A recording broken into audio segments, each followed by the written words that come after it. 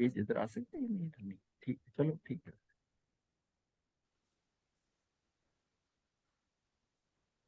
मूर्तिक और अमूर्तिक ज्ञान एवं सुख, ये हमारा विषय चल रहा है। ये प्रश्न 6 के ऊपर है हम। ये कल हमारा चल रहा था कि जैसे उंगली के सहारे चंद्रमा दिखाया जाए तो देखने वाला मात्र उंगली को ही नहीं देखता, ना बीच के मार्ग को ही देखता है, वह तो उस उंगली की सीध से चंद्रमा को देखता है।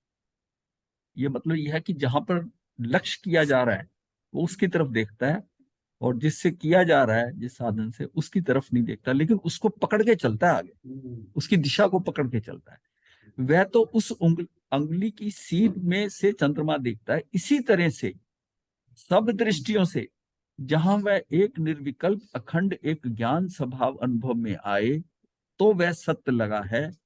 अब क्या है कि जब उसको जहां एक निर्विकल्प अखंड एक ज्ञान स्वभाव अनुभव में आए तो वह सत्य लगा, तब वो सत्य लगता है, सीधा लक्ष्य के ऊपर लगा। उस अनुभव में विकल्प किया तो वह सत्य नहीं लगा। मतलब उसमें जो है ये कार्य है वो ये ऐसा है, उधर लक्ष्य किया जा रहा है क्योंकि कोई चीज दिखाई नहीं जा रही, सिर्फ लक्ष्य करके उधर आपको दिखाया जा रहा है, उसको आपने अपने मति ज्ञान से ही समझना है। तो उसको जैसा आप समझ रहे हैं ना, उसमें आपका विकल्प है, ये कैसे, यही भाव आ गया, विकल्प आ गया। तो उसमें यह है कि जहां निर्विकल्प में एक ज्ञान स्वभाव अनुभव में आए तो वह सत्य लगा। अगर तो एक ज्ञान स्वभाव अनुभव में आए तो वह सत्य लगा, और उस अनुभव में विकल्प किया तो वह सत्य नहीं लगा। ये बात हम समझ, इसके जीव के लिए जैसे आत्मा के लिए कर रहे हैं। उस अनुभव को यदि वचन से कहें तो वो सत्य नहीं बैठी। मतलब अगर उसको वचन से समझाया जाए, लक्ष्य किया जा रहा है, अब उसको हम शब्दों से समझाएं कि नहीं समझा सकते कि आत्मा है, ये उसका ज्ञान है, ऐसा है, उसमें विकल्प ऐसे देखोगे, ये सारा शब्द शाब्दिक है। जहां जहां पर इंगित किया जा रहा है, इंगित किया जा रहा है, उसको उसको देखकर उसको अपने आप समझना है, समझना है बस। और अगर उसमें विकल्प आ गया तो वो सत्य नहीं लगे। बहुत इंपॉर्टेंट पॉइंट, बहुत इंपॉर्टेंट पॉइंट है। उस अनुभव को यदि वचन से कहें तो वो भी सत्य नहीं बैठेगी, क्योंकि वचन से वो कर ही नहीं सकते, क्योंकि उसने कहा वचन अगोचर, मतलब वचनातीत है, ये बात वचनों से हटके है। वचन उंगली है, हाँ है? वचन उंगली है। हाँ वचन, हाँ वचन तो सिर्फ वो उसको नहीं देख पाएगा, उसको नहीं देख पाएगा। उस अनुभव को यदि ये चीज पुद्गल द्रव्यों के प्रति भी ऐसी ही है। ये तो जीव की बात कर रहे हैं, पुद्गल द्रव्य के प्रति पुद्गल द्रव्य ऐसी है, केवल आत्म द्रव्य के ही नहीं, आत्म द्रव्य के लिए नहीं है ये बात। जैसे कोई कहे कि मिश्री तुमने जो खाई है उसका स्वाद समझा दो, खाई एक ने है और दूसरे को कह रहा है कि अच्छा इसका क्या स्वाद है समझा दो, परंतु मिश्री का स्वाद समझाने में असमर्थ हो जाएंगे। अब यही आसपास हो गया, वो गन्ना खाया है ना, वो जो मीठा होता है वो वैसा है, ये मीठा वैसा है, लेकिन वो एक्चुअल में वो जो मीठा है मिश्री का, वो मीठे तक वो नहीं पहुंचा सकते। वो नहीं, वो तो जिसमें वो खुद खाएगा रख के, अच्छा तब जब भाव आता है ना, जब वो भाव आता है कि दैट इज इट, यही है, ये यही है, तो उस समय उसको समझ में आता है कि ये जो है, ये बात उसको समझ में आएगी। हाँ समझ में, हाँ दैट इज इट।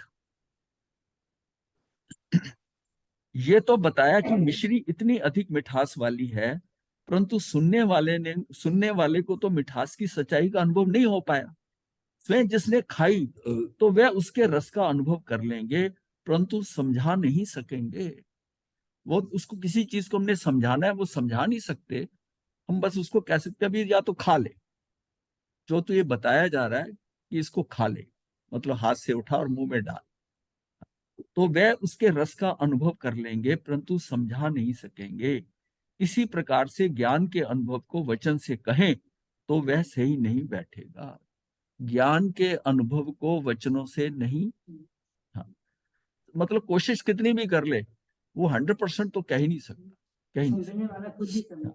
गुणों की द्रव्य आश्रितता, तो द्रव्य आश्रितता है वो क्या, सारे गुणों का एक समूह, ऐसा एक जो पिंड है वही तो एक द्रव्य है। गुण द्रव्य के आधार में है, द्रव्य की ओर से देखो तो द्रव्य है, द्रव्य के परिणमन द्रव्य को ये तरंग है। मतलब द्रव्य का परिणमन जो है वो द्रव्य की ये तरंग है, उसका परिणमन क्या होगा, ये द्रव्य का तरंग होगा। उसका परिणमन हो रहा है। और तरंग में सब गुण विद्यमान है। कौन है? मतलब जो सत्य है उसकी जो सत्ता है सामने, सत्य की ही सत्ता है। तो तरंग में सब गुण विद्यमान है। आत्मा जानती है तो ज्ञान गुण, देखती है। अब आत्मा जब जानती है तो ज्ञान गुण, देखती है इसलिए दर्शन गुण, और राग आदि से रहित इसलिए चरित्र गुण जो है निराकुलता का भाव है, इसलिए सुख गुण अमूर्तिक है, इसलिए अमूर्ति गुण अनुभव में आते हैं। ये आत्मा की शक्तियां हैं जिनके परिणाम स्वरूप आत्मा की तरंग होती है, उन्हें कहते हैं शक्तियां या गुण। ये मतलब उसमें आत्मा की जो शक्तियां है ना, ये तरंग रूप, उसमें तरंग रूप से है सारी मिली। इन सब गुणों में से किसी भी एक गुण का निर्माण ही सारे गुणों की वजह से होता है। मतलब इन सब गुणों में से किसी भी एक गुण का निर्माण जो हो रहा है वो सारे गुणों की वजह से हो रहा है। जो उसमें सारी शक्तियां ना, उसकी वजह से होता है। यदि उसमें से और गुणों को भिन्न माने, उसमें से और गुणों को भिन्न माने तो एक गुण भी अपना स्वरूप कायम नहीं रख सकता। सबका मिला जुला सहयोग है, कर सकता है, परंतु एक गुण का भी अन्य कोई गुण आधार नहीं है। रहती अलग अलग है, कोई मिक्स नहीं हुई है। हाँ, मिक्स नहीं हुई है। आधार होगा तो उनमें अभेद सिद्ध नहीं होगा। देखिए, सबकी प्रॉपर्टीज अलग अलग है। अब 5 द्रव्य अमूर्त है, लेकिन पांचों ही अमूर्त है तो पांचों मिक्स हो जानी चाहिए।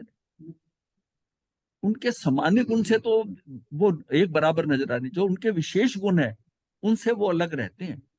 इसी तरह ये शक्तियां ना सारी मिली हैं, पर इनका एक काम विशेष है। जैसे वो पांचों द्रव्य नहीं बाहर मिलते, धर्मास्ति, अधर्मास्ति, आकाशास्ति, काल जो है, और जीव, ये सारे अमूर्त हैं तीनों, पांचों। तो ये अमूर्त होने से भी ये सब अलग अलग हैं, क्योंकि इनके विशेष गुण अलग अलग हैं। इसी तरह शक्तियां जो हैं ये भी वैसी की वैसी जैसी हैं, लेकिन उसका विशेष गुण के कारण वो एक दूसरे से मिक्स नहीं हो रही है, और सारी एकजुट है। ये भी कह रहे हैं, ये बात समझनी है कि सारी एकजुट है। हाँ, अपना उनकी विशेषता है, उस विशेषता के कारण मिक्स नहीं हो रहे, विशेषता के कारण मिक्स नहीं हो रहे। मिक्स जब कहते हैं ना, वो सारा इकट्ठा ही होता है, सब अलग अलग है। ये हमने जाना था सादृश्यता जो है ना, उसके लिए जो अस्तित्व देखा था ना, सादृश्य अस्तित्व, और व्यक्तित्व उसका अस्तित्व, उसके मतलब था कि इंडिविजुअल, व्यक्ति का मतलब इंडिविजुअल, इंडिविजुअल का मतलब है कैसे कि ये नीम का पेड़ है, ये पीपल का पेड़ है, ये बरगद का पेड़ है, ये ऐसे है, ये ऐसे। जब हम ये सब कहते हैं तो उसमें जो है ये सारा क्या है, ये उसका एक एक का इंडिविजुअल की बात कर रहे हैं। जब सादृश्य कहते हैं तो हम कहेंगे वृक्ष। जब वृक्ष कहा कि ये सब वृक्ष हैं तो वो सारे आ गए, वो सारे आ गए, सादृश्य है। और जिसमें हम कहते हैं कि ये नीम का है, ये पीपल का, फिर इंडिविजुअल का है, उसकी अपनी अपनी इंडिविजुअलिटी है, और एक शब्द के अंदर सारे। ये सादृश्यता और उसकी जो है उसको हम समझेंगे जो, हाँ, ये आगे कहीं ये स्व जाती है वो सादृश्यता, हाँ, वो महासत्ता है। हाँ, और ये हाँ, वो जो सादृश्यता वो महासत्ता है, वृक्ष जो है वो महासत्ता है। हाँ, महासत्ता से बता रहे हैं। और जो इंडिविजुअल पेड़ है, ये कौन सा पेड़ है तब, हाँ, तब इन सब गुणों यहाँ थे। हाँ, तो 93 बात है, बहुत अच्छा समझा। हाँ, उन्हें कहते हैं शक्तियां या गुण। इन सब गुणों में से किसी भी एक गुण का निर्माण ही सारे गुणों की वजह से होता है। यदि उनमें से और गुणों को भिन्न माने तो एक गुण भी अपना स्वरूप कायम नहीं रख सकता, परंतु एक गुण का भी अन्य कोई गुण आधार नहीं है। आधार होगा तो उनमें अभेद सिद्ध नहीं होगा। हाँ, अगर आधार होगा तो फिर अपना अपना, फिर तो है ना, जिस टाइम जो है सारियां अलग अलग होती। अब हम कहते हैं सारे गुण जो है ना अक्रम है, सारे युगपत हैं, सारे इकट्ठे हैं। अब उसमें जो विशेष कार्य जब होना है, करना है, उसकी इंडिविजुअल के हिसाब से होना है, पर जागृत सारी हो रही है, इसलिए वो एकजुट है। क्योंकि वो इतना कम समय है, एक समय के अंदर वो घटना घटनी है, तो ये है कि सारे ही आपके पास सारा सारा होना चाहिए। उसमें कौन सी काम करेगी वो अलग बात है। वही उदाहरण ले ले, ऑर्केस्ट्रा का, बच्चा बढ़ रहा है, हाँ, तो बच्चा बढ़ रहा है एक भी बढ़ा, लेकिन हर समय बढ़ रहा है। हाँ, तो हर समय बढ़ रहा है तो सबके साथ महत्वता वाली बात, हाँ, सादृश्य वाली बात। और जो उसका एक एक अंग पे असर पड़ रहा है, परिणाम हो रहा है, हाँ, वो उसका इंडिविजुअल की बात है। तो आत्मा में ज्ञान का प्राधान्य जो है, अमृत चंद्राचार्य जी को ज्ञान से इतना लगाव था, ये थोड़ा स्टार रूप में कहा है कि हर बात में वो ज्ञान को ले आते हैं। सुख है तो बात करेंगे ज्ञान की, कोई बात कर लो तो ज्ञान से। तो सुख का वर्णन करने की बात करते हुए भी उसमें ज्ञान को रख दिया। कहा गया है कि कुछ भी वर्णन करें तो बीच में ज्ञान का वर्णन करने लग जाते हैं। वह ज्ञान गुण के ही पक्ष में इतने क्यों हैं? मतलब अब सारी शक्तियां मिली हुई हैं, ज्ञान भी एक शक्ति है, बाकी शक्तियां भी है, लेकिन ज्ञान जो है ना, ये बहुत महत्वपूर्ण, मतलब मेन वही है, राजा उसके साथ सारी जुड़ी है। जब राजा जा रहा है तो उसके साथ मंत्री भी, वो सारे गिनाने की जरूरत नहीं है, राजा है वो राजा है, उसके साथ सारी सेना और उसके सारे कुछ चल रहे हैं। तो वो उसमें वो जो दृष्टि आती है ना कि ये राजा है, इसलिए ज्ञान गुण जो है, बात करेंगे तो ज्ञान गुण की आएगी। पर वो राजा भी किन का है? उन सबके होने से राजा है, उन सबके होने से राजा है, उन सबके होने से राजा है। तो इसको क्या है कि एक दृष्टि से यदि देखें तो इन सब गुणों में राजा एक ज्ञान गुण है। और ऐसा मालूम होता है कि इस ज्ञान की रक्षा के लिए ही वह सारे गुण हैं। अब राजा की रक्षा के लिए ही सारे हैं, मंत्री भी है, सेनापति भी है, सारे लोग उसकी सेनाएं हैं, चार तरह की चतुरंगी सेना है, वो सारी उसकी क्या है, उसकी रक्षा के लिए। ज्ञान में यदि अमूर्तिकपना ना आए तो ये ज्ञान मूर्तिक बन बैठेगा और वह तीन्द्रिय ज्ञान ही नहीं रहेगा। इस प्रकार ज्ञान के स्वरूप की रक्षा के लिए अमूर्त गुण आया। ये अमूर्त तत्व गुण हमने जाना था 20वीं जो शक्ति है, अमूर्त तत्व शक्ति है। तो ज्ञान के स्वरूप की रक्षा के लिए अमूर्त गुण आया, ज्ञान की सत्ता रख देने के लिए उसमें सूक्ष्म गुण आया, उसमें सूक्ष्मता है। आत्मा में सूक्ष्म गुण है, आत्मा सूक्ष्म है। ज्ञान ज्ञानी रहे, अन्य गुण रूप या अन्य द्रव्य रूप अथवा अध्रुव पर्याय रूप ना बन जाए, इस शक्ति को अगुरु लघु बनाया। अब सारी शक्तियां हैं और सब में ही अगुरु लघु है, सब में वो षट गुरु बनी हानि हो रही है, और वो रहती वैसी की वैसी ध्रुव है, उत्पाद वे और ध्रुवता उसमें चल रही है, षटगुण वृद्धि हानि हो रही है। ये हमारा शक्तियों में 17वीं शक्ति थी। हाँ, ये 17वीं शक्ति थी। तो ये 17वीं शक्ति के कारण मतलब यह है कि ये सारा मतलब वो कैसे डांस हो रहा है, ये सारा क्या है, ये डांस है तुमने। और डांस जब करता है तो उसकी आंखें भी मटक रही है, शरीर भी मटक रहा है, हाथ भी मटक रहा है, सारी थिरकन हो रही है। और चिद विलास के अंदर वर्णन आता है, चिद विलास में वर्णन आता है कि वो डांस करते हुए एक एक मुद्रा उसकी शरीर का एक अंग कहाँ हाथ ले जा रही है, कहाँ वो पूरी कहानी को प्रस्तुत कर रही है। उस कहानी को उस डांस के अंदर पूरी कहानी को प्रस्तुत किया जा रहा है, डांस के अंदर प्रस्तुत किया जा रहा है। और उस प्रस्तुति के अंदर उसके कौन से अंग से वो आपको मालूम पड़ रहा है, जो जिनको वो डांस आता हो उनकी हाथ की जो मुद्राएं बन रही हैं, उससे पता चलता है कि ये क्या कहना जा रही है उन। हाँ, सब डांस में ऐसी। तो ये डांस जो है कितना उसके अंदर मतलब एक भाषा है, ये एक भाषा है। ये विदेशी जो डांस करते हैं ना, वो तो शरीर को अटकाना ही, तो इधर उधर पटकना है। ये जो डांस है ये पूरा एक साधना से आता है उनमें, और कैसे वो कहानी को प्रस्तुत करते हैं उस डांस के अंदर, पूरी कहानी बता देते और उनके शरीर के अंदर ये किस भाषा के रूप में वो कन्वर्ट हो। तो इसी तरह ये सारा जो ज्ञान के पर्याय जो है, ये सारा एक जो है एक तरह का डांस हो रहा है, और करने को तो एक ही व्यक्ति वही कर रहा है। हाँ, और वो वैसा का वैसे ही रहता है, लेकिन उसकी मुद्राएं उस टाइम सारी बदल रही है, वो वैसा है। ये सारा जो अगुरु लघुत्व शक्ति है, उसमें जो वृद्धि हानि हो रही है, ये 6 तरह से वो डांस, मतलब ये डांस ही हो रहा है, ये डांस हो रहा है। इस डांस के अंदर वो जो हो रहा है, अल्टीमेटली तो जो जो उसका अभिनय कर रहा है, वो तो वैसे का वैसे ही है, वो तो वैसा का वैसा ही है। तो उसकी तो वृद्धि हानि जो हो रही है, जो इधर दाएं बाएं जा रहा है, ऊपर आंखें मटका रहा है, चेहरा भाव भंगिमा है, चेहरे पे क्या आ रहा है, वो सारी चीजें जो है, ये सारी भाव भंगिमाएं क्या होती है, ये प्रस्तुति के अंदर आती है। ये सारा की उसके अपने ज्ञान से ही है कि ज्ञान से इसको मैं कैसे रिफ्लेक्ट करूं। कभी आंखें ऐसी तीखी करते हैं, कभी ऐसे करते हैं। हाँ, अलग भाषा है, भाषा। अगर वो भाषा समझे आए कि भ्रकुटी तानी ऐसे करा, क्रोधित हो गया, हर्षोल्लास दिखाया, सारा उस डांस में दिखा दिया। तो ये ज्ञान ज्ञानी रहे, अन्य गुण रूप या अन्य द्रव्य रूप अथवा अध्रुव पर्याय न बन जाए, इस शक्ति को अगुरु लघु बनाया गया। और इस अगुरु लघु शक्ति ने भी ज्ञान की रक्षा की है। ये भी एक शक्ति है, ये भी ज्ञान की रक्षा कर रही है, रक्षा की है। ज्ञान गुण ना मिट जाए इसलिए अगुरु लघु गुण आया। जितने भी गुण हैं मानो इन सबको ज्ञान गुण की आवश्यकता नहीं है। ज्ञान गुण का क्या है? हाँ, राजा को सबकी आवश्यकता है, बाकी सारे जो है उनको क्या राजा के साथ है, उनको तो अपना अपने के साथ है। लेकिन राजा आज राजापना उसका उन सबके साथ है, उन सबके साथ है। तो ज्ञान गुण ना मिट जाए इसलिए अगुरु लघु गुण आया। जितने भी गुण है मानो इन सबको ज्ञान गुण की आवश्यकता नहीं, परंतु ज्ञान गुण की इन सबको गुणों की आवश्यकता है। आत्मा के अस्तित्व में ज्ञान गुण एक ऐसा ही प्रधान गुण है।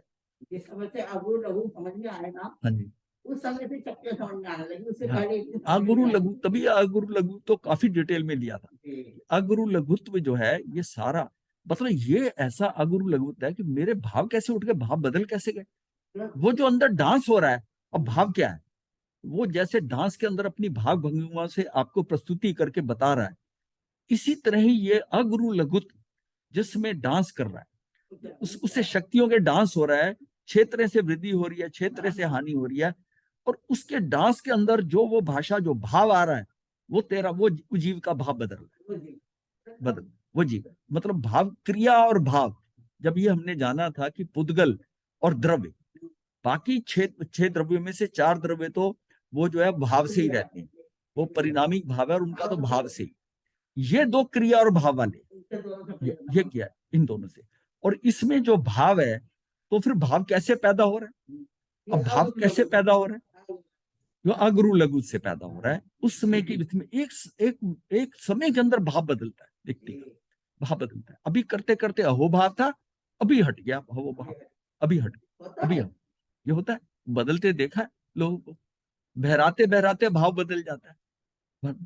वो घी की एग्जांपल आती है ना, तो घी करते वो बाहर बह रहा, वो कह रहा कि उठ उठ, वो कहता मुझे रोक नहीं रहे, वो उसके भावधारा दे रही थी, इसके भाव गिर रहे और घी बाहर बह रहा और वो घी को नहीं रोक रहे, वो कह रहे तू अपने भाव उठा, तू घी की बात छोड़।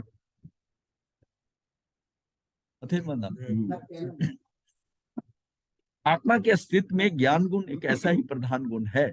आत्मा की साधारण साधारण और असाधारण धर्म स्वरूपता क्या है। यदि आत्मा से किसी भी गुण को निकालने की सोचोगे तो आत्मा बिखर जाएगी। मतलब कि बताने के लिए आत्मा की सत्ता नहीं रह सकेगी।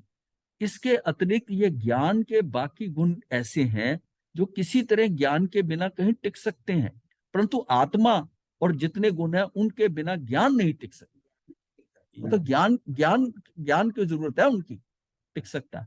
पुद्गल में अगुरु लघु, धर्म और अधर्म में अमूर्ति गुण यदि जब उसमें ये रह सकते हैं, अमूर्ति गुण रह सकती हैं, तो ये ज्ञान के बिना टिक सकते हैं, परंतु इन सब के बिना ज्ञान नहीं टिक सकता।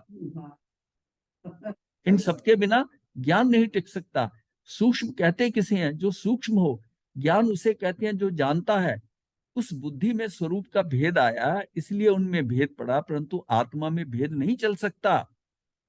आत्मा का ज्ञान तो सब गुणों सहित है, वही ज्ञान सर्वगुण है।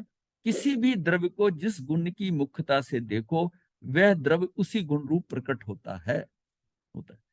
ऐसे सर्व गुणों का पिंड अभेद रूप आत्मा है। उस आत्मा में जब तक ज्ञान अतीन्द्रिय नहीं आएगा, वह ज्ञान उसमें अनादि से चैतन्य समान का संबंध है। वह उस ज्ञान से मतलब जिसमें अनादि से चैतन्य समान का संबंध है, एक ऐसी आत्मा की जो प्रतिनियत है इत्र इन्हीं की सामग्रियों को नहीं खोजता, मतलब वो उसी सामग्रियों को नहीं खोजता, अपनी अनंत शक्तियों के कारण से जो अनंत बन गया, ऐसी अपनी स्थिति को अनुभव करने वाला ज्ञान है। उन शक्तियों का सारा जो इकट्ठा होकर, यानी कि उन शक्तियों की सत्ता है। और हम 2 चीजें समझे, एक द्रव्य है, ये सत्य है, इसका अस्तित्व है, और जो जिन गुणों से बना हुआ ये द्रव्य है, वो गुण जो है वो उसकी सत्ता है। प्रदेश भेद है नहीं, प्रदेश भेद है नहीं, तो फिर ये भेद कैसे हो रहा है। अब इसको बात समझना, उनमें उस ज्ञान में और आत्मा में, यानी कि आत्मा को द्रव्य है और जो उसके गुण है वो गुण है, उसमें प्रदेश भेद है नहीं। तो भी हम कहते हैं आत्मा ही ज्ञान है, ज्ञान ही आत्मा है, लेकिन आपकी दृष्टि से दोनों अलग हैं। अगर आप द्रव्य की तरफ से देखते हो तो ये दृष्टि अभेद दृष्टि है, अभिन्नता है इसमें, सारों को इकट्ठा देखा, क्योंकि गुणों का समूह द्रव्य है, गुणों का समुद्र है। अब गुणों की तरफ से जब देखते हो तो उसमें आपको गुण नजर आएंगे, तो भेद दृष्टि आती है। भेद से आप ये गुण गुण देखते हो, और यहां से आपको है, और जिसमें आप गुणों के ऊपर देख रहे हो तो आत्म द्रव्य नहीं देख रहे। तो चीज तो एक ही है, जब दृष्टि का फर्क है ना। जब अलग अलग रूप से देख रहे हो, एक एक को देख रहे हो तो अलग बात है, और सारे को इकट्ठे को देख रहे हो तो वो एक बात है। हर चीज में लागू होता है। हाँ, तो मतलब जो ज्ञान किसी के द्वारा निवारण नहीं किया जा सकता, वह ज्ञान जब तक आत्मा में नहीं आएगा तब तक अनंत सुख प्राप्त नहीं होगा। वह ऐसा अतीन्द्रिय ज्ञान ही अनंत सुख का कारण है। जब तक कि वो गुणों का हमारी दृष्टि द्रव्य के ऊपर रहेगी और उसका जो ज्ञान है वो अमूर्त रहेगा। अगर मूर्तिक बन गया तो आप वहीं अटक गए। अमूर्त रहेगा ज्ञान। अमूर्त का मतलब है कि इंद्रियों से कोई इंफॉर्मेशन नहीं आ रही, मन से कुछ नहीं आ रहा, और उस समय आप दृष्टि करोगे तो आपका वो जो ज्ञान पड़ा हुआ है, जो गुण है सारे, वो तरंग रूप से, उसमें कुछ भी आकार नहीं बना। नहीं तो कोई भी आकार आपने बना लिया, यहां तक कि सुगंध का आकार, ये नाक में सुगंध गई और एकदम भाव गया, ये तो वो सुगंध है, ये तो वो वाली है, ये तो वो वाली, ये तो गुलाब की सुगंध है। हाँ, चलते हुए आ रही है। अब चलते चलते पार्क के अंदर जब गुलाब के फूलों के पास जाते हैं, गेंदा की अलग स्मेल है, उसकी अलग, आपको आभास हो रहा है कि ये गुलाब के फूल है, ये फूल में सुगंध आ रही है। हाँ, वो सुगंध, जैसी सुगंध आई आपने पढ़ा तो आप जो है वो उसकी तरफ से देख रहे हो, भिन्नता की तरफ से भेद भेद कर रहे हो कि ये, और भेद में आपका पूरा एनालिसिस हो रहा है कि ये वो नहीं है, ये वो है। और अगर हमको वो भेद नहीं मालूम हो और हमें सुगंध आई ही नहीं, तब हमें वो फील ही नहीं हो, तो तब मैं होता है कि जो मेरा ज्ञान है वो तरंग है, वो किसी तरह खाली पड़ा है, निर्विकल्प है, निर्विकल्प है। और वो जो है इसमें अमूर्तिक है। काम अपना अमूर्तिक में ही होना है। मूर्तिक है तो हम बाहरी हैं, मूर्तिक है तो हम बाहर हैं। जितना हमारा सारा हो रहा है उसमें मैं बाहर बाहर। जानना जब तक हो रहा है, जैसे ही उसका एनालिसिस करके कि ये फलानी चीज है, ये फलानी, तब गए, तब वहां गए, और बिल्कुल सहज है हम। कुछ भी प्रतिक्रिया नहीं कर रहे, कुछ भी प्रतिक्रिया नहीं कर रहे, कोई विकल्प नहीं आ रहा, ये अच्छा है कि बुरा है, ये गुलाब का है कि गेंदे का है, ये फलाना आदमी अच्छा है, ये बुरा है, ये मेरा प्रिय है, ये अप्रिय है। कुछ भी एनालिसिस नहीं है, सिर्फ मात्र जानना देखना। ये रिक्वायरमेंट है हमारी। अब इसको पाएंगे ये अलग बात है, लेकिन ये रिक्वायरमेंट है हमारी। रिक्वायरमेंट को पूरा करेंगे तो कितना अचीवमेंट होगा नहीं? वहां वही होगा। ये स्थिति हमारी आनी चाहिए। और हम ज्यादा से ज्यादा चीजें जानना चाहते हैं, हम ज्यादा से ज्यादा लोगों को मिलना चाहते हैं, हम ज्यादा से ज्यादा वस्तुओं को, ये हमारा ज्ञान है, ये भौतिकता है सारी, ये मुझको ये भी पता होना चाहिए, मुझे ये भी नहीं पता। अध्यात्म में तो वो सबसे अच्छा है जिसको कुछ नहीं पता, जिसको कुछ नहीं पता जो है। ये ऐसा मतलब जो है, हमारे यहाँ पर एक वर्णन आता है वल्कल चेरी का। वल्कल चेरी जो है, ये एक्चुअली प्रसन्न चंद्र का भाई था, प्रसन्न चंद्र राज ऋषि का, जिनको केवल ज्ञान हुआ था, उनका भाई था, छोटा भाई था ये। अब क्या, पिता ने दीक्षा ले ली, चले गए, माता मर गई, जो धाय माँ रखी उसके लिए, वल्कल चेरी के लिए, वो भी चली गई। अब वल्कल चेरी कैसे रहेगा, तो उसको आश्रम में ही ले आए उनके पिता, प्रसन्न राजचंद्र से छोटा था, वो वहां ले आए। इन्होंने वहां जब लेके आए तो वो उनमें रह रहा है, सब पुरुषों में रह रहा है, साधु संतों में रह रहा है। वही वल्कल चीरी का मतलब, वो बाहर छाल के कपड़े पेड़ों की लेके उसके वल्कल चीरी कहते हैं। तो ये वल्कल चीरी उसी में रह रहा है। तो वहां एक स्त्री आई दर्शन करने, तो उसने उसको तात बोल दिया। हाँ, तात बोल दिया, तात बोल दिया। तो तात बोलने, उसने कहा इसको पता नहीं कि मैं स्त्री हूँ। मतलब उसको उस समय वो डिफरेंस नहीं पता था कि ये पुरुष है कि स्त्री है।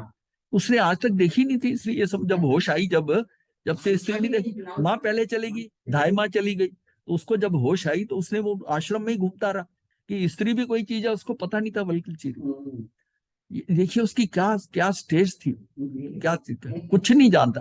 और फिर कितनी जल्दी केवल ज्ञान हुआ उसको, क्योंकि वो मतलब किन चीजों से बोझा नहीं लादे हुए था, अंदर से कोरा था।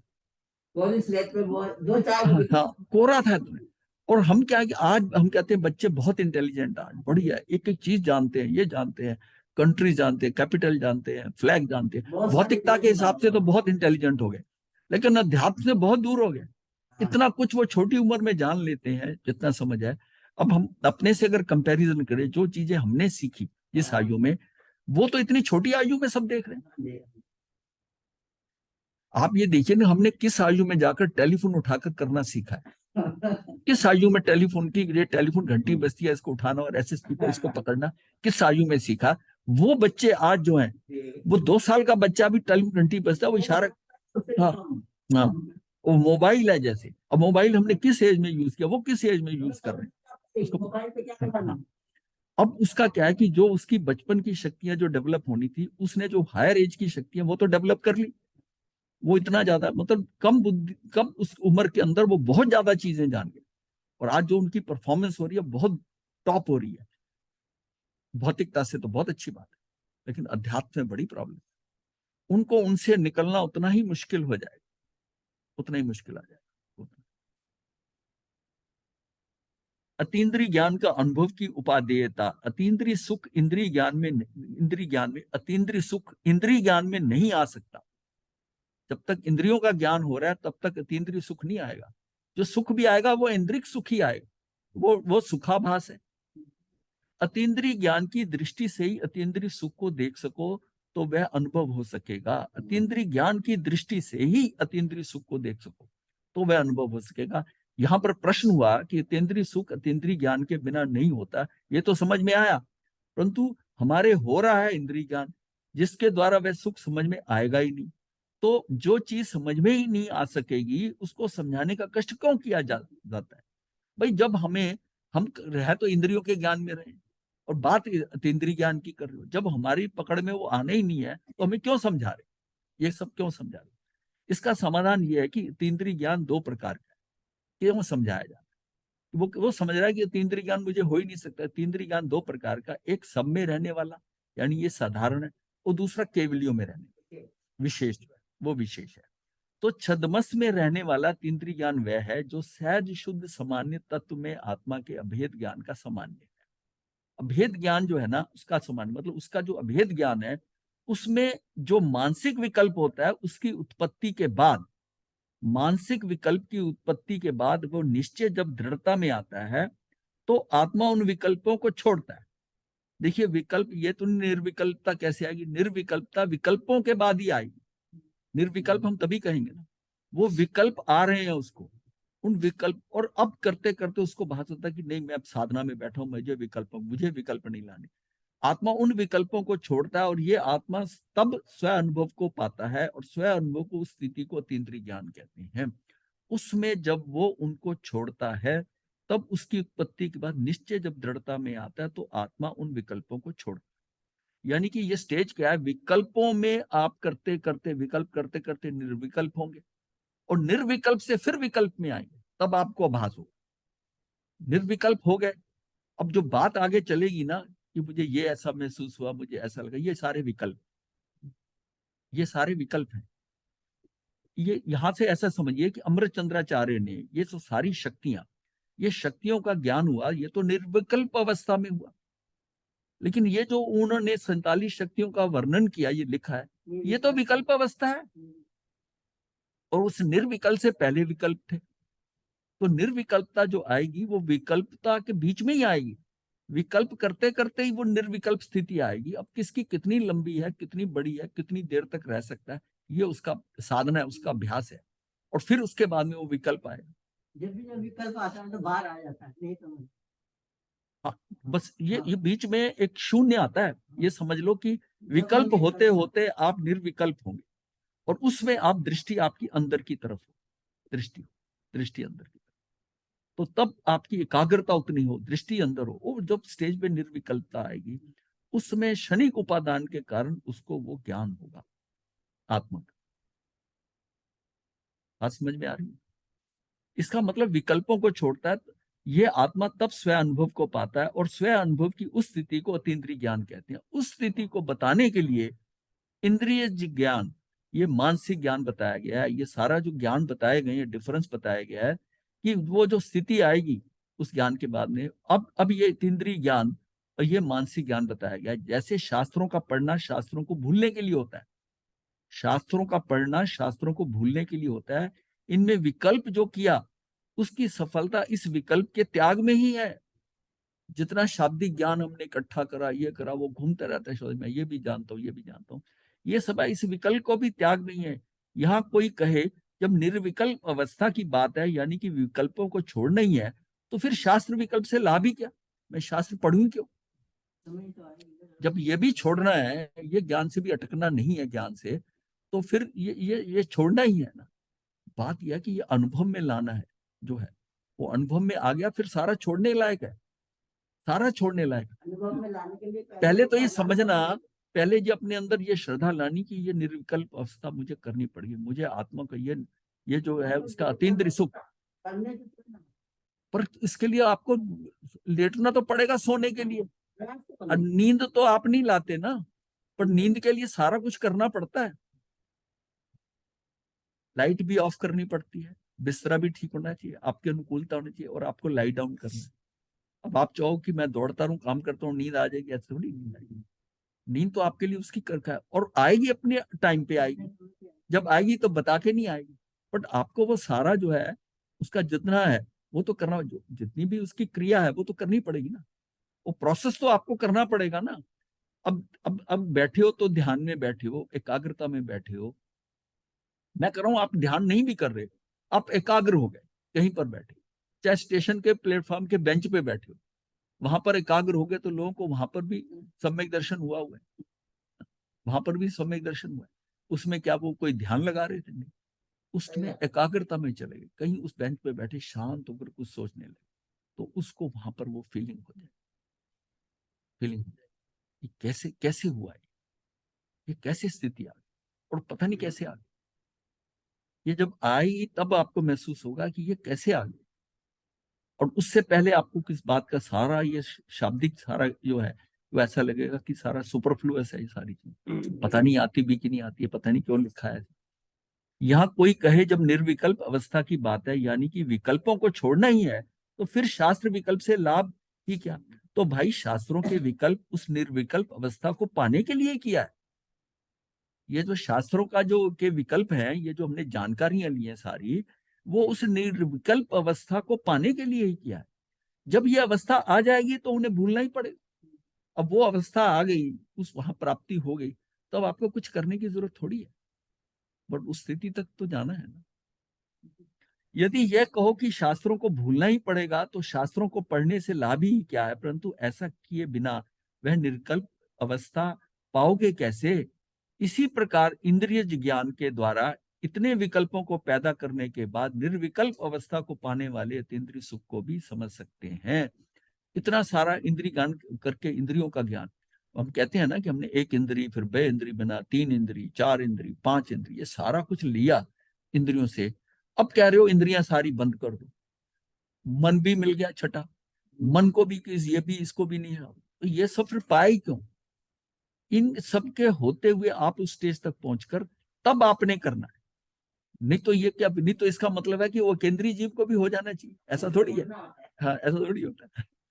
ये सारा पाकर इनको इनके ऊपर आपने स्वामित्व करना है, ये इनको खुला नहीं छोड़ना। अब हमने क्या कि हमने इंद्रियां पाली, हाँ, लेकिन खुली छोड़ दी, नियंत्रण में है नहीं, तो है, तो फिर जब ये तो सारा क्या ये दौड़ रहा है, भाई उस घोड़े को तो नियंत्रण करना ही है ना, मन को। अब इंद्रियों को करते हो तो मन उछलने लग जाता है, इंद्रियों को करना आसान लगता है। इंद्रियों को तो ये है ना कि आंखें बंद कर दो, सुनना बंद कर दो, शांत है, कुछ खाओ पियो नहीं, एकदम शरीर हिलाओ नहीं, इंद्रियां तो बड़े आराम से हो जाती है, एक उससे कहा से वो तो शरीर से हो सकती है, वो मैनेजेबल है। और मन को कैसे करो? साधना ही ये सारी, मन का ही उछाल कम करना है। तो मन के लिए ये क्या है कि सारी चीजें आएंगी इस मन के लिए, आपका आहार क्या है, आपकी शारीरिक स्थिति क्या है, सारी चीजें लेके आओ उस चीज को। और फिर उस क्रमबद्ध पर्याय में, उस पर्याय में शनिक उपादान कहां पड़ा है आपका?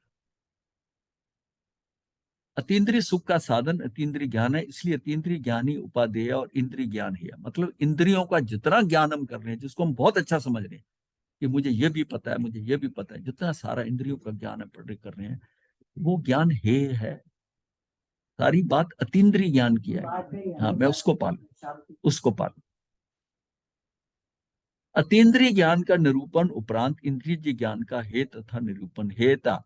हेता उसकी क्या है? हमने जाना कि अतीन्द्रिय सुख का साधन अतीन्द्रिय ज्ञान है, और बात है भी यही कि जैसा ज्ञान होगा उसी विषय उस शैली का सुख होता है। मिठाई का ज्ञान बिना मिठाई के स्वाद के सुख क्या? उसका ज्ञान तो होगा ना मिठाई का। इंद्रिय ज्ञान से इंद्रिय सुख होता है, और अतीन्द्रिय ज्ञान से अतीन्द्रिय सुख होता है।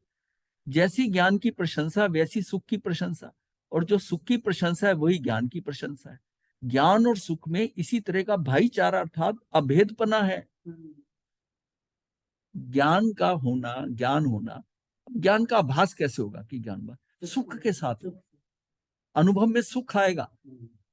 कोई बहुत अच्छी बात, बड़ी गाथा, किसी के बड़ी अहो भाव आता है, विनय से बैठे आप पूछ रहे हो, उन्होंने कोई बात बताई, इतना अंदर आह्लाद पैदा हो जाता है, वो अच्छा लगना है। क्या बता दिया ये आपकी कोई चीज अटकी बड़े सालों से, या कुछ ज्ञान करते हुए कुछ पहली कुछ ऐसी उलझी हुई हो, और एक बात करी और आपको सारा समझ आ गया, उस समय सोचो क्या आनंद है, उसका क्या क्या सुख होता है। ये क्या बता दिया,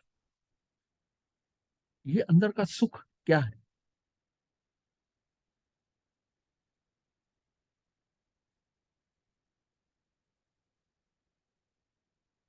इंद्रिय सुख का साधन भूत जो इंद्रिय ज्ञान है वह है। इस जीव को अनादि काल से जो इंद्रिय ज्ञान रहा वह अब नहीं चाहिए। अब पांचों इंद्रियों के विषयों में जो सुख आते हैं वह नहीं चाहिए। इंद्रिय ज्ञान जो अतीन्द्रिय ज्ञान का विपक्ष है, इंद्रिय ज्ञान जो अतीन्द्रिय ज्ञान का विपक्ष है, उसका विषय है, उस इंद्रिय ज्ञान की निंदा करते हैं, उस इंद्रिय की निंदा करते हैं। अब 55वीं गाथा अनुसार इंद्रिय ज्ञान का स्वरूप बताया है, ये भी उसमें हाँ, तो बताया है उसमें केवल इंद्रिय ज्ञान, उसमें केवल इंद्रिय ज्ञान की निंदा नहीं, अपितु इंद्रिय सुख की निंदा पहले की है। इंद्रिय ज्ञान तो सतपथ के प्रारंभिक यत्न में कभी कोई सहकारी भी हो सकता है, परंतु इंद्रिय सुख तो सदा शांति के विरुद्ध ही रहता है। मतलब इंद्रिय ज्ञान तो कई बार सतपथ के प्रारंभिक यत्न में वो सहकारी भी होता है। इंद्रिय ज्ञान जिसमें ध्यान से पहले निर्देश दिए जा रहे हैं, अगर उसका ज्ञान हो पूरी तरह, अगर आपको समझ आ रहा है तो वो आगे की स्थिति के लिए सहकारी भी है। परंतु इंद्रिय सुख तो सदा शांति के विरुद्ध ही रहता है। तो सुख का विरोध किया है इंद्रिय सुख का। ज्ञान को फिर भी, ज्ञान को थोड़ा रिलैक्स कर दिया, उसको थोड़ी लीवरेज दे दी। इंद्रिय ज्ञान के लिए इंद्रिय ज्ञान कहीं कहीं किसी अवस्था हाँ, इंद्रिय ज्ञान की भी, हाँ, वो उस रास्ता लेने के लिए, हाँ, किसी हालत में इंद्रिय ज्ञान जो है वही तुझे कहता है कि तू ध्यान साधना में जा, तू बैठ, तू वहां कर, प्राप्ति तो बाद में होगी ना।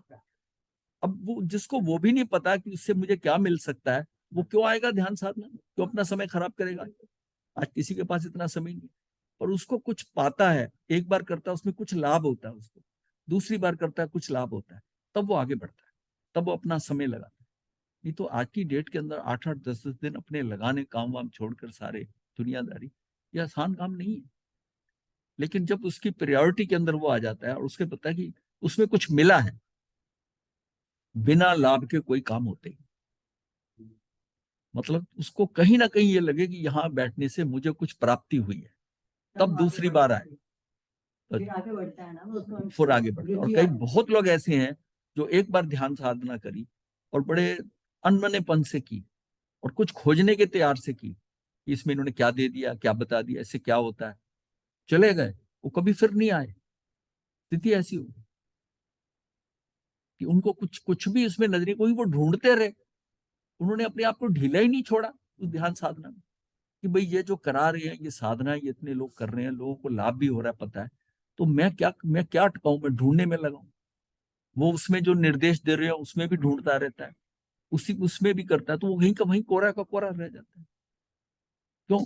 उसको शुरू में ही वो कहीं ना, वो कहीं मार्ग से हट जाता है, कहीं एक में अश्रद्धा आ जाती है उसके ऊपर, और वहीं वो पूरा का पूरा ध्यान जो है ना, बैठे रहो चाहे जितनी देर मर्जी, वो सारा खत्म हो जाए।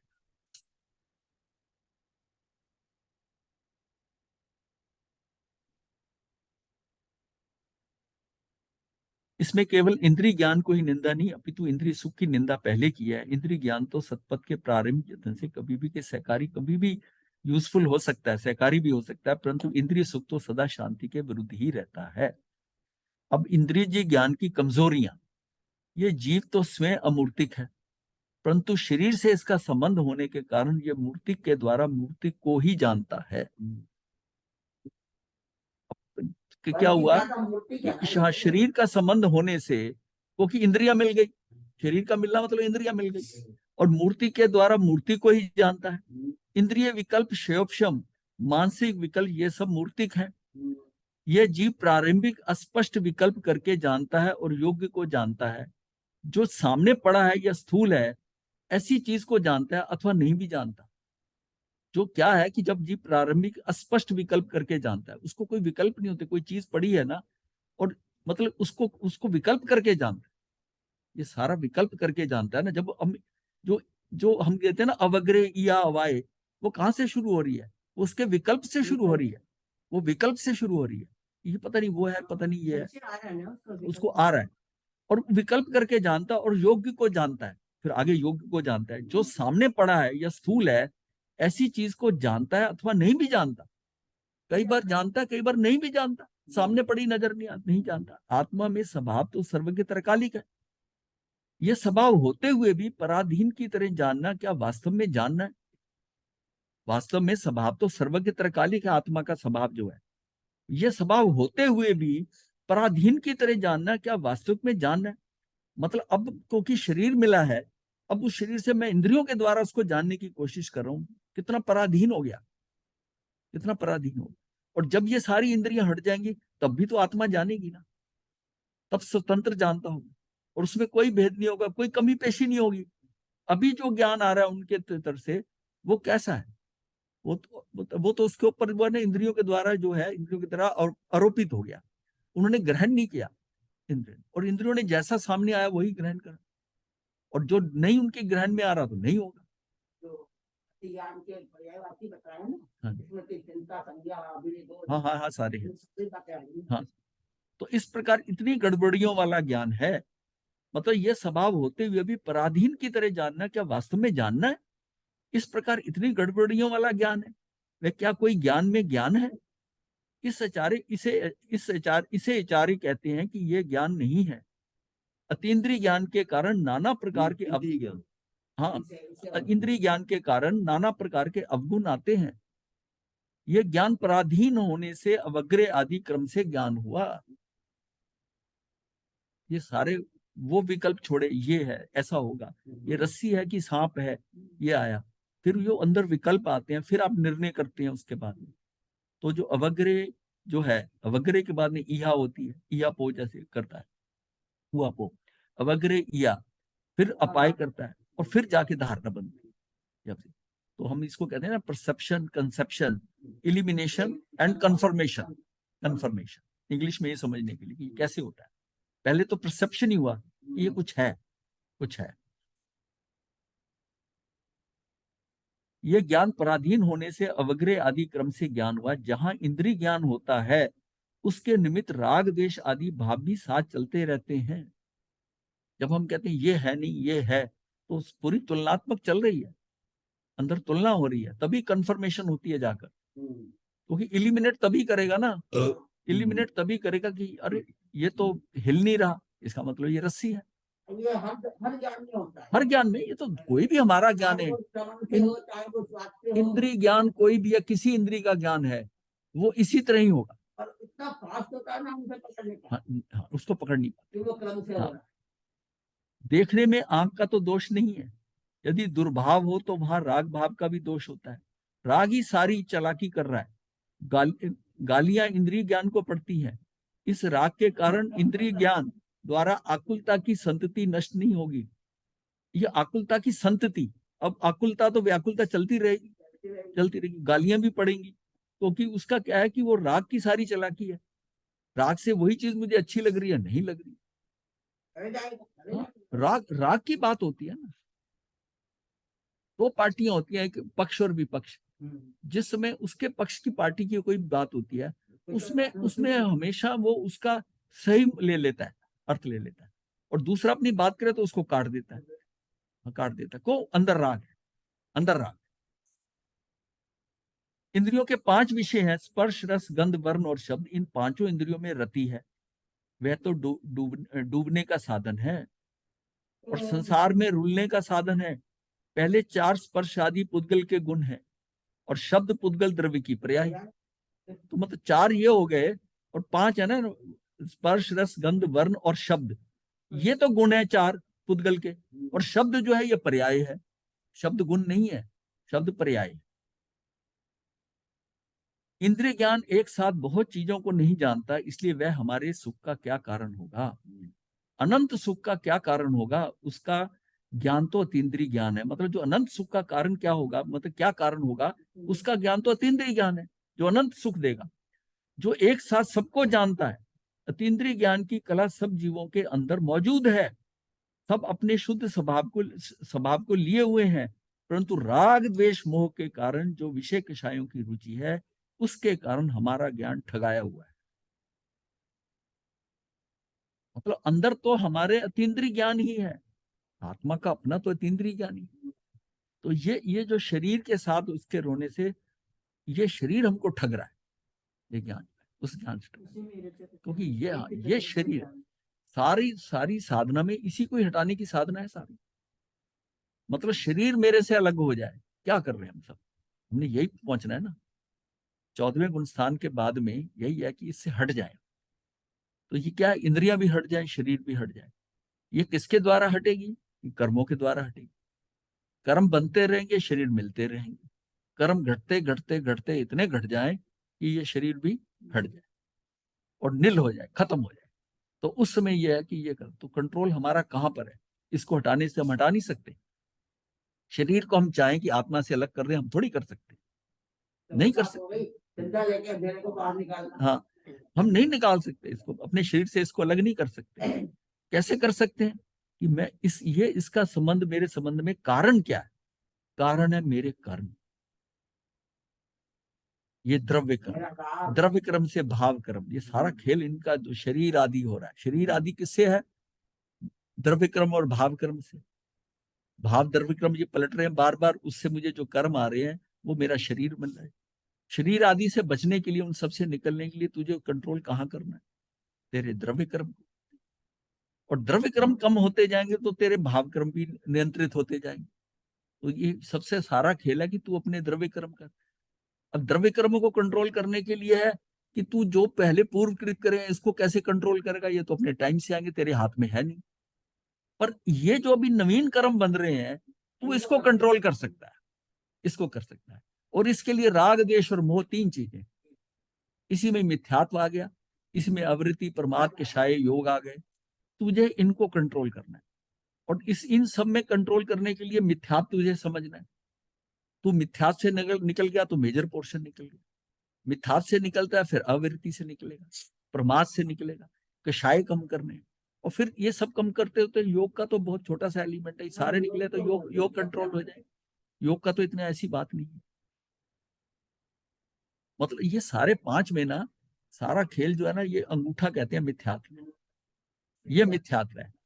और ये 4 उंगलियां हैं, 4 उंगलियों में से कभी कोई सी से भी काम करना हो, ये साथ में आएगा, अंगूठा आएगा ही साथ में आएगा। अगर अंगूठे को कंट्रोल कर लिया तो ये नहीं कुछ कर सकती, ये नहीं कर सकती। ये चारों उंगलियां ना, एक एक उंगली को भी करना तब भी अंगूठा आपको लगाना पड़ेगा। ये मिथ्यात्व है, ये मिथ्यात्व है, ये मिथ्यात्व है। और इसकी अकड़ भी है ये तो, और बहुत फ्लेक्सिबल है, ये उतना फ्लेक्सिबल नहीं है। हाँ हाँ, तो ये मिथ्यात्व जो मेजर ये है, मेजर ये कि अंगूठा मेजर है इसको। और फिर उंगलियां क्या करेंगी, तो मतलब मिथ्यात्व को कंट्रोल कर ले। और मिथ्यात्व है कि ये हमारा ज्ञान पूर्वक हो सकता है, और मिथ्यात्व समझना जरूरी है। और इसमें हमने मतलब ग्रहित अग्रहित सब किया हुआ है इतनी बार कि ग्रहित मिथ्यात्व, अग्रहित मिथ्यात्व। तुझे अब मिथ्यात्व से निकलना है, पीछे का मिथ्यात्व छोड़ दे, वो अपने आप निकल जाएगा। ये खत्म होते ही वो खत्म हो जाएगा अपने। प्रेजेंट का मिथ्यात्व खत्म हुआ तो पीछे का सारा साथ ही चला जाता है, और वही मनुष्य भव में ही होता है। तो तेरा खेल कहाँ शुरू हुआ कि तू पहले मिथ्यात्व से निकल, मिथ्यात्व से निकलेगा, उसके साथ तेरा राग द्वेष मोह में कमी आएगी, ये हल्के पड़ेंगे। उसके आगे तेरी आगे स्थिति जो है द्रव्य कर्म की और भाव कर्म की, इसके कारण फर्क पड़ेगा। इसमें कमती होती जाएगी तो शरीर आदि, ये इस पे फर्क पड़ेगा। शरीर आदि के अंदर तेरा धन, ये वो सामान, ये सारा आएगा शरीर आदि के। चाहे ये पुण्य कर्म ही बांधे हो, पुण्य कर्म माने तब भी शरीर आदि बढ़ रहा है, तभी वो पुण्य के कारण वो सब सामान मिलेगा तुझे पुण्य के कारण। इसलिए जो पुण्य को रोका जाता है उसमें ये फैक्टर होता है कि ये शरीर आदि को भी कम करने हमें सब स्टार्टिंग से ये सारे कम करने। तो खेल ये तीन सारे आत्मा के साथ बंधे हुए, शरीर आदि, द्रव्य आदि और भाव कर्म। ये भाव ये राग द्वेष के भाव है, द्रव्य कर्म है, ज्ञानावरणी दर्शनावरणी, ये सारे 8 कर्म है। और शरीर आदि जो मेरे बाहर ये जितना मूर्तिक सामने नजर आ रहा है, जो मेरे शरीर से जुड़े हुए हैं, वो सारे के सारे इनसे बचना है। अब देखिए हमारी दृष्टि है इनसे बचने की क्या? मैं ज्यादा से ज्यादा धन चाहता हूँ, ज्यादा लोकप्रिय हूँ, मेरा ये करे, मैं तो शरीर आदि ज्यादा चाहता हूँ। मैं राग द्वेष का ही आनंद ले रहा हूँ। मुझे बच्चा है, उसको कहता है राग के बिना कोई जीवन है क्या? कुछ कहीं कहीं मोह नहीं, कोई चीज सारा ही ऐसा लगे कि उखड़े उखड़े रहो आप राग में। रस बना लिया हमने, है रस बना लिया। रस बना लिया ना? नहीं, राग में रस है, राग में रस है, और सारा खेल ही रस का है, सारा खेल ही रस का है। कि तुझे रस जो है वो रस तेरा ऐसा आ जाए कि तू रस में डूब जाए। वो कौन सा रस है? वो आत्मा का रस है, उसमें डूब जाए। नहीं तो बाहर का रस जो है ये तुझे अंदर आने नहीं दे, ये जो है। और ज्यादातर क्या कि ये बाहर का रस है। रस का उल्टा साल होता है ना, हाँ जी, वो रस को रस समझाने वाला है। हाँ। तो यहाँ पर है कि अतीन्द्रिय ज्ञान की कला सब जीवों के अंदर मौजूद है, सब अपने शुद्ध स्वभाव को लिए हुए हैं, परंतु राग द्वेष मोह के कारण जो विषय कषायों की रुचि है उसके कारण हमारा ज्ञान ठगाया हुआ है। मतलब हमारा ज्ञान ठगा हुआ, मतलब ठग लिया हमारे ज्ञान। इससे हमें यह शिक्षा लेनी चाहिए कि हम जिन इंद्रियों के विषयों के प्रभाव में बहे जा रहे हैं उनमें थोड़ा रुकें, विचार करें कि ये तो हमारे हित की चीज नहीं है, तो ही हमारा कल्याण संभव होगा। ये हमारे हित की चीज नहीं है, मतलब इनके बिना ही हमारा कल्याण होगा। एक दिन इन सब विषयों को छोड़ना ही पड़ेगा। यदि ये श्रद्धा हो जाए तो ऐसी जीवों के विषयों में श्रद्धा नहीं हो सकती, फिर वो विषयों में श्रद्धा नहीं होगी। ऐसी श्रद्धा पक्की हो जाए कि विषयों में श्रद्धा जो है वो कम होती जाए, विषयों में ये सारा छूटेगा। इसके बिना आपको ये सब छूटेगा तो फिर ये होता है कि छूटने से पहले छोड़ दो। तो ये पॉइंट जो है ना, छूटने से पहले छोड़ दो, ये घर से यहां निकालता है, ये घर में से निकालता है कि ये सब छूटेंगे, या आप छोड़ोगे या ये छोड़ जाएंगे। आप ये सब कुछ आपके हाथ से छूटना है, तो तू छूटने से पहले छोड़ दे। खुद अपनी मर्जी से छोड़ेगा, दुखी नहीं होगा बिल्कुल, और सहज भाव में रहेगा। तुझे उनसे ये कनेक्शन कटने हैं, और लास्ट में उसके कटेंगे तो बहुत दुखी होगा कि इस पे काटू, और नहीं कटे तो तू तारों से अभी भी बंधा हुआ है हमसे। ये सारे काटने हैं, तो छूटने से पहले छोड़ दे। जब छूटना ही है किसी हालत में भी हो, तो कम से कम एक स्टेज ऐसी आ जाए जब सोचो कि अब छूटना बड़ा नजदीक हो गया, तब तो छोड़ दे। जब छूटना नजर ही आ रहा है कि ज्यादा समय नहीं है छूटने में, तब तो छोड़ दे। जैसे किसी को राजा बनाया जाए और कहा जाए कि 6 मास उपरांत तुमसे यह राज्य छीन लिया जाएगा। अब जाने की बारी आ रही है ना, छीन लिया जाएगा, तुम्हें राज्य छोड़ शेष जीवन जंगल में ही बिताना होगा और वहीं अंततः मरना होगा। तो ऐसे आदमी को तो चाहिए कि वह अपने जंगल को ही इन 6 महीनों में सुधार ले, जहां की उसको 6 मास बाद जाकर रहना होगा। अब जहां जाना है वहां की पोजीशन सुधार लेना। वहां जाकर ये जो देव है ना, देव को 6 महीने पहले जब पता चल जाता है कि हम मनुष्य गति में, जो तो त्रियंच गति और उसमें जाना होता है, वो तो विलाप करने लग जाते हैं, वो तो दुखी हो जाते हैं। जिसको ये आभास हो जाता है कि तुझे मनुष्य गति में ही जाना है, मनुष्य गति में, और तेरे माता पिता ये होंगे, ये उसको आभास हो जाता है, और वो वहां जा सकता है, और जाकर वो व्यवस्था संभाल आते हैं। बिफोर ऐसे वर्णन आए हैं कि उन्होंने, हाँ, इक्षुकार के अंदर उसमें वर्णन आता है ना कि वो आकर उसको बता गए उनको कि भाई ये इस तरह तेरे 2 बेटे होंगे, वो दीक्षा लेने चाहेंगे, संयम लेना चाहेंगे, उनको रोकना मत। शुमार में भी आता है, मैतारी मुनि के चरित्र में हाँ, भी आता मैतारी मुनि इसका भी आता है, है। और उसमें भी आता है, केतली में भी आता बहुत आता, कई जगह आता है। तो ये सारा जो है ना, ये उसको वो इसका मतलब उनको ज्ञान हो जाता है, उनका अवधि ज्ञान उस लेवल का होता है, उस अवधि ज्ञान से वो वहां से आ सकता है, शुभ वो कर सकता है, देव कर सकता है। नारकी के पास इतना ज्ञान नहीं है, नहीं ना, उसका अवधि ज्ञान भी बहुत कम होता है, उसको नहीं पता चल सकता, क्योंकि उसका एक योजन से ज्यादा हो ही नहीं सकता, हो ही नहीं सकता ज्ञान। तो ये सारा जो है इसमें, अब ये कहा जा रहा है कि अगर उसको पता ही है कि मुझे 6 महीने में जाना है, और अभी मैं राजा हूं, और 6 महीने बाद तेरी कोई बात नहीं सुनेगा, तुझे उठाकर निकाल कर वहां जंगल में रहना पड़ेगा, तो तू इन 6 महीनों में जंगल ही सुधार दे, जहां तूने रहना है, वहां जो जो भी बनाना है, रहने की व्यवस्था है, जो तुझे चाहिए, तू वहां की व्यवस्था करना इस समय में। अभी तेरे हाथ में सब कुछ है, सब तेरा बन जाएगा, और अभी तू यहाँ ही मस्त रहा राजपाट के अंदर, तो तेरी क्या हालत होगी इसमें, जब तुझे अकेले वहां भेज दिया जाएगा, तू क्या करेगा, दुखी होगा ना। इस तरह जिसकी सम्यक दृष्टि से श्रद्धा हो गई है, श्रद्धा हो गई कि ये पर्याय तो छूट ही जाएंगी, तो क्या उसकी वर्तमान के विषयों में श्रद्धा या रुचि रह पाएगी, उसको राजपाट में आनंद आएगा। अरे 6 महीने बीतते क्या देर लगती है। देवों को तो पता ही नहीं चलता। यदि छोड़कर जाना है तो अभी से जंगल सुधार कर उसे वहां की स्थितियों को ठीक करना ही श्रेयस्कर होगा, क्योंकि 6 मास के भोग विलास का सुख बहुत लंबे काल तक दुखी करेगा। वहां जितना जीवन बाद में बिताना है वो तुझे दुखी करेगा। अब 6 महीने के अंदर उस समय कोई सहायता नहीं करेगा, वहां अकेले ही जाना पड़ेगा। जो कुछ इसे मिले इस समय में सुधार लेंगे, जो इस मिले हुए समय में सुधार लेंगे, उसी से हमारे भविष्य अर्थात लोक एवं परलोक सुधरेगा।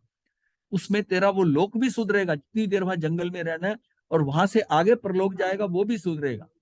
सिर्फ तुझे वो 6 महीने का टाइम, तो 6 महीने पहले तू अगर 6 महीने पहले जीवन की जहां पहुंचे, क्या 6 महीने पहले छोड़ना चाहता है जहां तू है। नहीं छोड़ते, मरते तुम नहीं छोड़ते, नहीं छोड़ पाते। अरे 6 महीने पहले नहीं छोड़ने को तैयार, क्योंकि 6 महीने कौन सा तुझे पता ही नहीं डेट कौन सी है।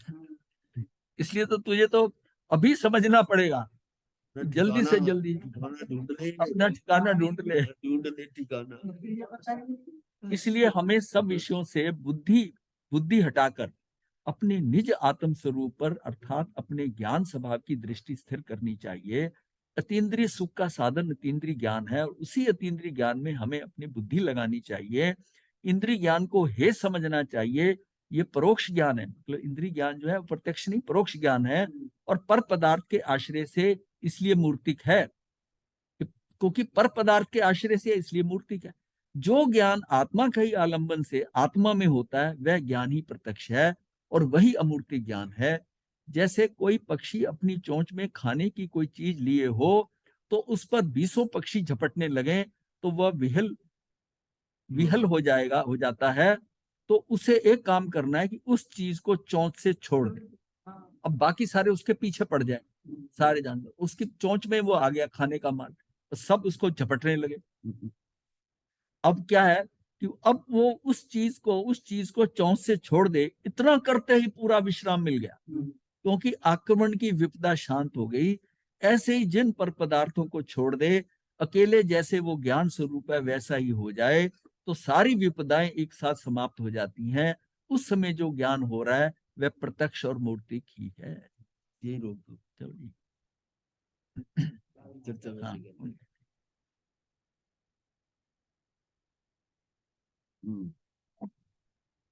छोड़ना है, आया कहाँ से कहाँ है जाना, ढूंढ ले ठिकाना, तो तंत्र बालाजी कह रही हाँ छोड़ना है, ढूंढ ले ठिकाना चेतन। ये छोड़े बिना ये बहुत, हाँ ये, हाँ इसको इसलिए बीच में छोड़ दिया था। कुछ कुछ बीच में घटनाएं जो है वो डिस्कशन में आई भी है। ये जंगल वाली घटना डिस्कस की थी हमने, और ये पक्षी के चोंच वाली भी की थी, कि ये जो हमारे हाथ में नहीं, इसको छोड़ना है, और हम उसकी ग्रिप नहीं छोड़ रहे किसी स्टेज पे। इसके लिए एक आपको सीमा बनानी पड़ेगी कि किस सीमा तक आपको जीवन, और उसके बाद में कुछ भी है अगर वहां तक आप सरवाइव कर गए, ये इतना इतना रिस्क ले सकते हो। इसे कहते हैं कैलकुलेटेड रिस्क, कि यहाँ पर कि भाई एज है, जैसे भाई 65 है, 70 है, आपने लगा लिया कि टारगेट है मैं इतना जी सकता हूँ, अंदाजा लग गया, तो उससे पहले तैयारी कर ले सारी छोड़ने की। मान लिया 70 नहीं हुई, पहले चला गया, पर तुमने चांसेस ये भी तो है ना 70 पार कर जाए। कैलकुलेटेड रिस्क भी तो होता है ना जिंदगी में। Calculator risk. हाँ, कैलकुलेटेड रिस्क जो होता है वो उसका मतलब होता है कि आप यहां तक सोच के इतना नुकसान हो रहा है ना, हो सकता है, तो आप उसमें कैलकुलेशन करके, बिजनेस जो होता है वो उसमें भी कैलकुलेटेड रिस्क होता है, बिना रिस्क के कोई प्राप्ति नहीं होती। एक तो यह था कि अभी कर ले, अभी तो कभी, अभी नहीं तो कभी नहीं, लेकिन उसकी स्थिति नहीं है अभी करने की। आज की स्थिति के अंदर उसको हम कहेंगे कि पलामो कह रहा मैं सब छोड़ छाड़ के बीच में निकल जाऊंगा, ऐसा नहीं होता, ना ही पॉसिबल होता है, ना ही होता है। और जो ऐसा करता है वो फिर बाद में दुखी होता है। सारा कुछ निपटाना ही पड़ता है, बिल्कुल एकदम ये सोचकर, निश्चिंत होकर कि जो कुछ मैंने सोचा था उसकी प्लानिंग करनी पड़ेगी अब से, और कब तक मैं इससे सारा निकल सकता हूं, ऐसी प्लानिंग करके कि मैं इस एज में निकल पाऊंगा, निकल जाऊंगा। हो सकता है वहां तक पहुंचे ना पहुंचे, क्योंकि कल का भरोसा नहीं, पर फिर भी उसने वो कैलकुलेशन तो की है ना। उस कैलकुलेशन का कई आधार होते हैं, वो आधार उसको कैलकुलेट करना पड़ेगा कि मेरा आयुष कितना है। आयुष का आभास, अंदाजा लगभग हो जाता है, लगभग हो सकता है। उससे थोड़ी मार्जिन ले ले, थोड़ा कम पहले ही कर ले, रिस्क नहीं ले, और फिर उसमें ले ले। और सबसे ज्यादा आज की डेट में जो आयु के हिसाब से अब देखते हैं ना, तो ये देखिए कि 60-65 इज नॉर्मल। तो 65 में सिक्योर्ड हो जाता है। सिक्योर्ड कैसे हो जाता है कि अगर 25 साल की उम्र में शादी हुई, तो आगे की जब आपकी संतान है वो भी अब 40 साल के करीब हो जाएगी, 38 है, 37 है, 35 है, वो अपने स्टैब्लिश हो अपनी आयु। तब आप उनके बच्चों का अगर सोच रहे हैं, आगे पोते का सोच रहे होते, वो अलग बात है। आपको वहीं का वहीं छोड़ना है। ये शॉल नीचे गिर रहा है मेरा। तो ये आपने इसको और वो कैलकुलेशन पे चलना होगा, अपनी सारा प्रोग्रामिंग पूरा अपना करना पड़ेगा, प्लान करना पड़ेगा, और प्लानिंग से ही निकल सकता है। ये हमने अपना प्रैक्टिकल एक्सपीरियंस है कि हमने प्लानिंग करके ही निकल पाता है। और उस दौरान में मैं अब यह जब प्लानिंग कर रहा है तो साथ में कि उसमें क्या करना है निकलने के बाद में, थोड़ा थोड़ा वो भी पकड़ना शुरू कर देता है, थोड़ा थोड़ा। तब जाकर उसकी स्थिति ऐसी होती है कि ज्ञान से भी थोड़ा उसको परिपक्व होता है। वो प्लानिंग करनी कागज पे बनाकर ड्रॉ कर लीजिए, ड्रॉ कीजिए कि पहले मुझे जो है क्या करना है इसमें लेना। तो सबसे पहले यह है कि सारा ये समझकर मुझे श्रावक के 12 व्रत लेने, अपनी सीमाएं बांधनी है, उसमें वो सीमा भी आ जाएगी। श्रावक के 12 व्रत में फिर मैं उसको और धीरे धीरे और उसको सीमित करता जाऊं, 1 साल बाद, 2 साल बाद, ये प्रोग्रेसिवली आगे बढ़ेगा। ये एकदम तो बहुत कम केसेस में होता है, बहुत कम केसेस में होता है, लेकिन प्लानिंग करके, और प्लानिंग करके ही अपने आप को निकालना है। चाहे वो घर में रहे, चाहे सर्वृत्ति में आए। घर में रहता है तब भी अपने आप को अलूफ कर ले, ऐसा ही। सीमित कर लेना। हाँ, सारा सीमित कर ले, सारा सीमित कर ले। ये प्लानिंग तो करनी पड़ेगी हर एक को, अपनी अपनी स्थिति देखकर, और अपने आप को कितनी मेरी रिक्वायरमेंट होगी, कितनी परिवार की बाद में रिक्वायरमेंट होगी, कैसे उसको फुलफिल करना है। बाकी ज्यादा सोचने की जरूरत नहीं है, वो भी तो अपना भाग्य लेके आए हैं। आप सारा कुछ आप ही कंट्रोल थोड़ी करोगे। आप अपना ठीक समझते हो, जो आपको संतुष्टि दे कि मैंने इनका इतना कर दिया, वो कर दो, इतना आपको समझना है। और ये कर दिया तो आप निवृत्त हो गए, क्योंकि वो सब छूटना ही है। तो मैं ये छूटना है, तो मैंने मैंने जो आप दायित्व समझ रहे हो, हालांकि कोई दायित्व देता नहीं है, आप किसी का कुछ कर नहीं सकते, पर फिर भी मैं कहता हूं कि आपको इस दायित्व को समझ रहे हो कि ये मेरा दायित्व है, ये यहाँ पहुंच जाए, ऐसा कर जाए, सारे सुखी रहे, तब आप वहां से अपने आप को अलूफ कर ले। घर में भी रह सकते हो, बाहर भी रह सकते हो। फिर आगे संयम में ऐसे भी लोग हैं कि अल्टीमेटली संथारा, ये भी आया कि संथारा लेते हुए भी वो दीक्षित हो सकता है। मतलब उसका वहां तक भाव होना चाहिए, भाव होना चाहिए कि मुझे सब कुछ त्यागना है, छोड़ अंत समय तक। मतलब 65 है, 70 में किया है, 80 तक पहुंच रहा है, अब उसे समझ रहा है अब ज्यादा समय नहीं, अब मेरे पास ज्यादा समय नहीं, 2 साल, 1 साल हो सकता। ये लेके करना पड़ेगा ना। तो जंगल तभी सुधरेगा, जंगल तभी सुधरेगा। ये सभी अपना प्लानिंग करें। गुरुदेव मंगल। नमो आर्यशानम, नमो सिद्धानम, नमो आर्यनम, नमो विचारणम, नमो लोये संसाहुनम, येसो पंच नमो कारसमो पाक्रम मंगलम, चतारि मंगलम, अरिहंता मंगलम, सिद्धा मंगलम, साहु मंगलम, केवली पनत्तो धम्मो मंगलम चतारी लोकोत्तमा हंता लोकोत्तमा सिद्धा लोकोत्तमा साहू लोकोत्तमा केवली पनत्तो धम्मो लोकोत्तमा चतारी शरणं प्रवज्जामि अरिहन्ते शरणं प्रवज्जामि सिद्धे शरणं प्रवज्जामि साहू शरणं प्रवज्जामि केवली पनत्तं धम्मं शरणं प्रवज्जामि अरिहंता जी का शरण सिद्धा जी का शरण साधुओं का शरण केवली प्रोक्य दया धर्म का शरण सुख करने मंगल करने सदा मथई बंदा महाराज जी हाँ जी। मथई सुख सदा मरसो